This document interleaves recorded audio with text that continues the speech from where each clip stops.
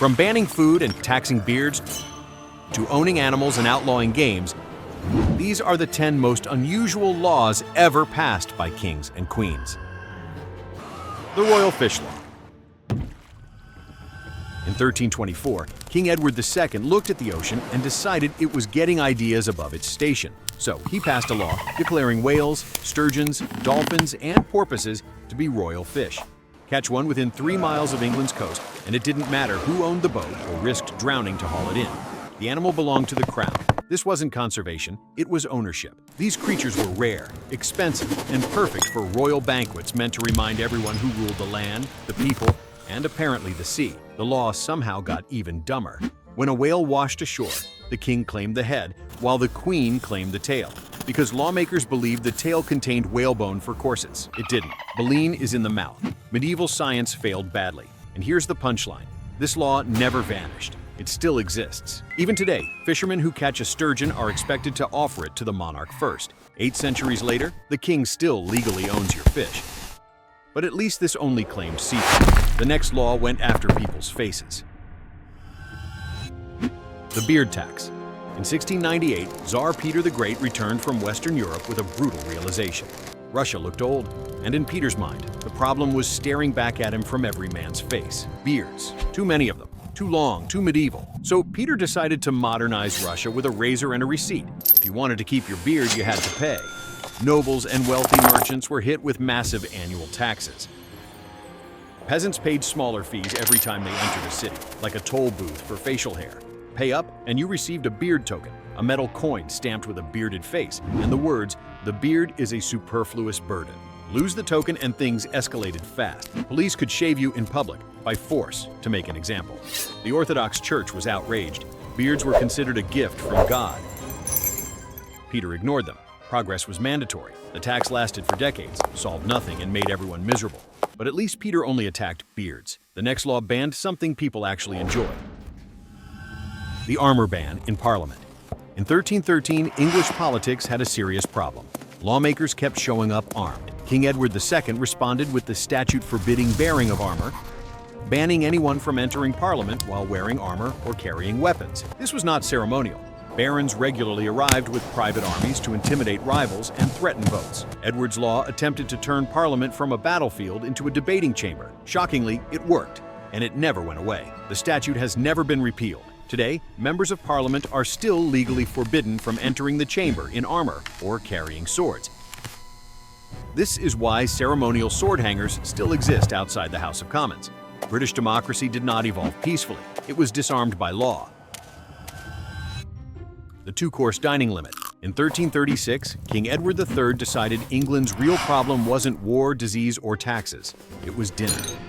People were eating too much. Worse, they were trying to eat like nobles and bankrupting themselves in the process. Edward saw this as moral decay with gravy on top. So he passed a law limiting every meal to 2 courses, no matter who you were. Each course could contain only 2 types of food. That was it. No endless feasts, no flexing wealth with extra dishes. The king believed excess eating weakened the nation and drained money that should be going to the crown. There were exceptions, of course. Christmas and major religious festivals got a 3rd course because even medieval kings knew better than to cancel holidays.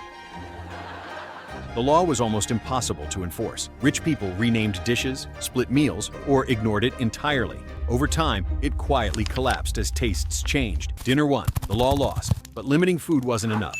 The next king decided to ban fun altogether. The football ban. In 1424, King James I of Scotland decided football was a national security threat. Not because it was violent, not because it caused riots, but because people liked it too much. Men were spending their free time kicking balls instead of practicing archery. And James saw this as a disaster waiting to happen. Scotland needed bowmen, not athletes. So the king issued a blunt decree. No one was allowed to play football. That was it. No debate, no exceptions. Anyone caught playing could be fined. In James's mind, football made men soft, distracted, and useless in war. Longbows and crossbows won battles. Football won nothing. This wasn't a short-term ban either. Scottish and English monarchs kept repeating versions of it for centuries, all trying to force their people back onto archery ranges. It never really worked. People kept playing anyway. Turns out banning fun doesn't make people more obedient, but outlawing games still wasn't enough. The next king decided your clothes were the real problem. Indecent tunic and pointy shoe law. In 1463, King Edward IV decided England had a fashion emergency. Men were wearing tunics that were too short and shoes that were too long, and Edward took this very personally. Jackets barely covered anything. Shoes, called poulaines, had points so long they had to be tied to the ankle just to walk. Edward saw this and concluded society was collapsing, so he passed a law. If you weren't a lord, your coat had to cover your backside and private parts, no exceptions, and your shoe points were limited to 2 inches. Anything longer was illegal luxury. This wasn't about modesty, it was about control. Edward wanted social rank visible at a glance. Short coats and ridiculous shoes let commoners look important, and that was unacceptable. Clothing was supposed to remind you where you stood. Break the rules and you faced fines or confiscation. Fashion became a crime scene. Style was regulated by class. But controlling clothes still wasn't enough. The next queen decided to control what you wore on your head. The mandatory woolen cap law. In 1571, Queen Elizabeth I decided England's economy had a simple solution. Everyone needed a hat. The wool industry was collapsing, exports were down, and jobs were disappearing. So Elizabeth did what only a Tudor monarch would do. She made clothing mandatory. By law, every male over the age of 6, unless you were a noble, had to wear a woolen cap made in England every Sunday and religious holiday. No cap meant a fine. Every day. This had nothing to do with faith or morality. It was pure economic force. Elizabeth turned the population into walking advertisements for English wool. If demand wouldn't rise naturally, she would drag it up by the head. Thousands of caps were sold. Thousands of jobs were saved. And everyone hated it. The law worked, then quietly disappeared once the industry stabilized. The economy survived, fashion suffered, but forcing people to wear hats was gentle. The next law punished something far more basic: death for urinating in water. In 1206, Genghis Khan unified the Mongol tribes and immediately made one thing clear: survival came before comfort. He introduced the yasa, a brutal legal code built for life on the open steppe. One rule stood out: if you urinated in running water or into the ashes of a fire, you could be executed. No warning, no fine, death. To modern ears, this sounds insane. To a nomadic empire, it was logic. Clean water was rare and sacred. Contaminate a stream and you could poison an entire army. Ashes mattered too. They were used to make lye, clean tools, and preserve hygiene. Ruin them, and you sabotage the community. Genghis Khan didn't tolerate accidents. His laws were designed to keep millions alive while moving through hostile land. They worked. His armies stayed healthier than their enemies and conquered half the known world. Fear enforced discipline. But while this law protected survival itself, the next king decided the real threat was chocolate. The prohibition of chocolate.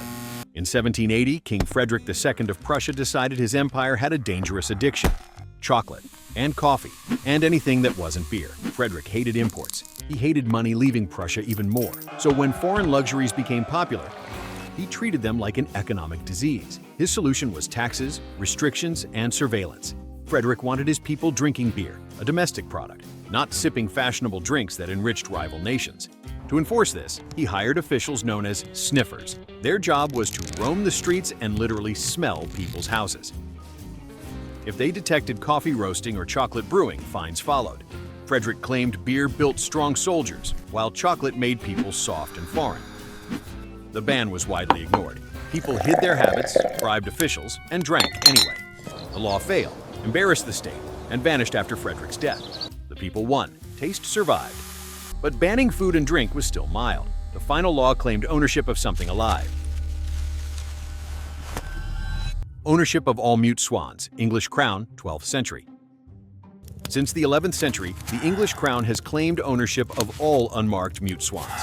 Swans were royal food, and kings did not share. Subjects could only own swans if granted a swan mark. Killing one without permission was a crime against royal property. In 2026, King Charles III still technically owns all unmarked swans in certain waters.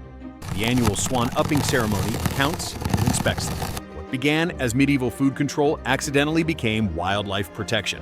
Few laws survive a millennium. This one floats. These laws turned personal whims into command, everyday life into obedience, and absolute power into rules that shaped how people lived, suffered, and complied.